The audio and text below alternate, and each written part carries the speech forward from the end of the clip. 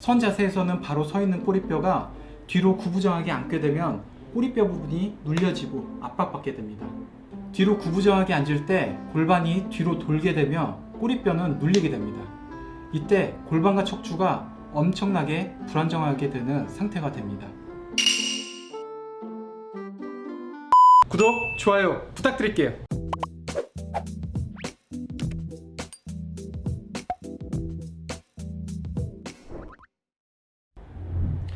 안녕하세요 페인 여러분, 페인랩입니다.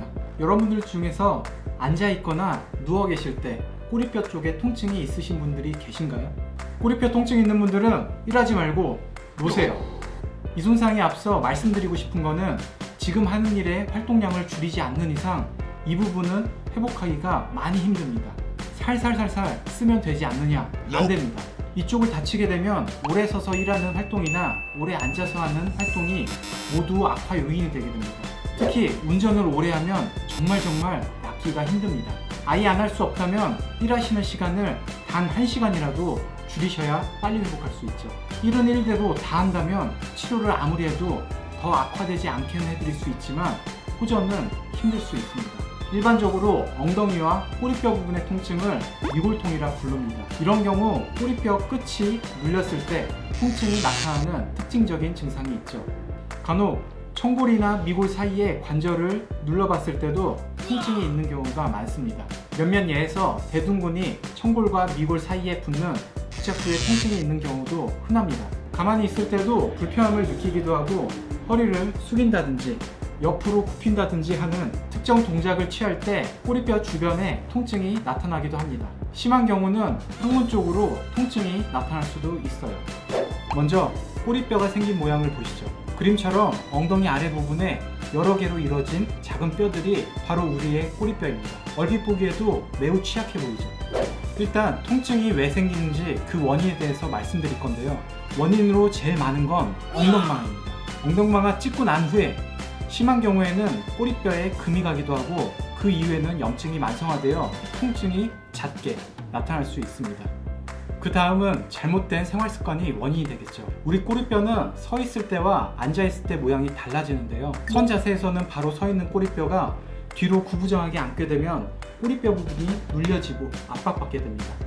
뒤로 구부정하게 앉을 때 골반이 뒤로 돌게 되면 꼬리뼈는 눌리게 됩니다.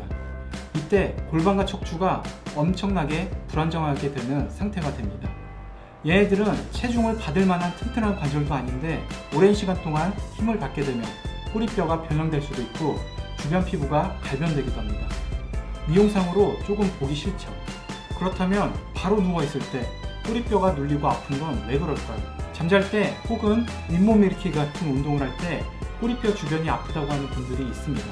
바로 골반의 변형으로 척추의 커브가 변형되어 생긴 현상입니다. 다음 그림처럼 척추가 바르다면 꼬리뼈의 위치도 바르겠죠.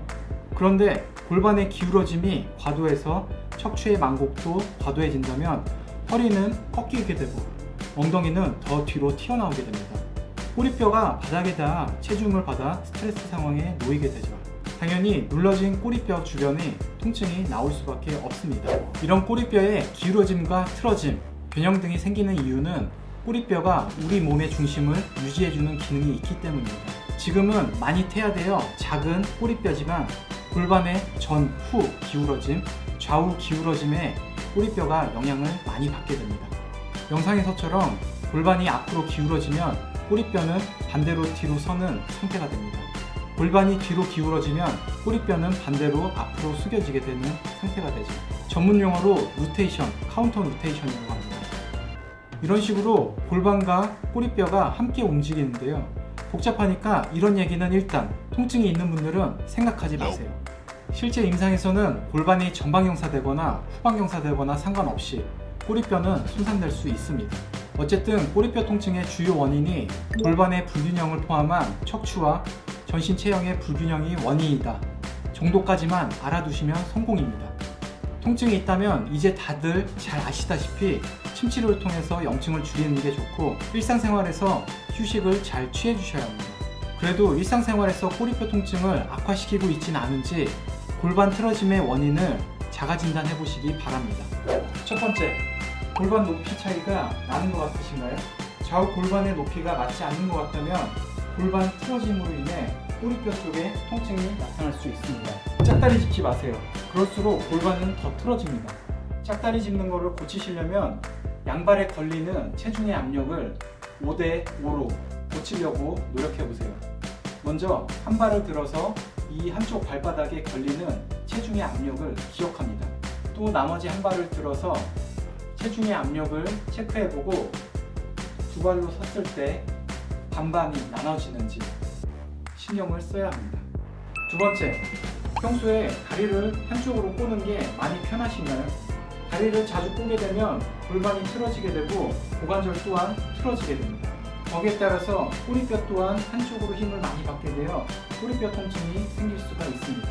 양반다리로 생활하는 것 또한 마찬가지입니다. 양반다리 하는 것과 다리를 꼬는 것은 꼭 고치는 게 좋겠죠. 세 번째, 뒤로 눕는 것도 아니고 앉는 것도 아닌 자세. 이런 자세를 소파에서 아주 많이 하는데요. 이렇게 하면 아까 설명드린 대로 꼬리뼈 쪽이 힘을 받게 되어 통증이 나타날 수 있습니다. 네 번째, 오리궁둥이라는 말을 자주 들으시나요? 얼핏 보기에는 좋은 것 같지만 실제로는 그렇지 않습니다. 보통 배가 나오신 분들이 이런 자세를 많이 하게 되는데요. 배가 나오다 보니 허리가 꺾이게 되고 오리궁둥이가 형성이 됩니다. 이런 자세가 골반이 앞으로 말리는 전방경사 자세가 되는 거죠. 위에서 말씀드렸다시피 바로 누웠을 때 꼬리뼈 부분에 통증이 있는 주요 원인입니다. 이런 분들은 복부의 근력이 매우 약하므로 골반이 전방경사 되어 있습니다.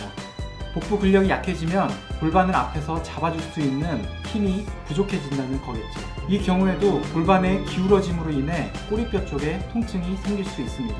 골반과 복부 주변의 근육 약화는 통증이 줄고 난 이후에 반드시 운동을 통해 강화시켜줘야 합니다.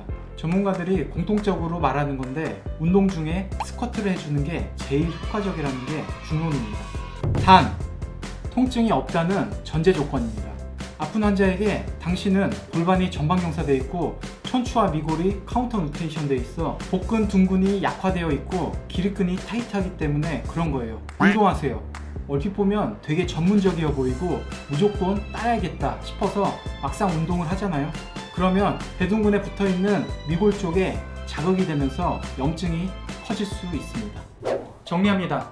일단 꼬리뼈 쪽에 통증이 생긴다면 어느 근육을 강화하고 어느 근육을 풀어주고 하는 것보다는 우선적으로 그 부위에 침치료를 통해서 염증을 줄이고 통증이 없어지면 그 이후에 둔부나 복부를 강화시키는 스쿼트를 해주는 게 제일 낫다. 끝!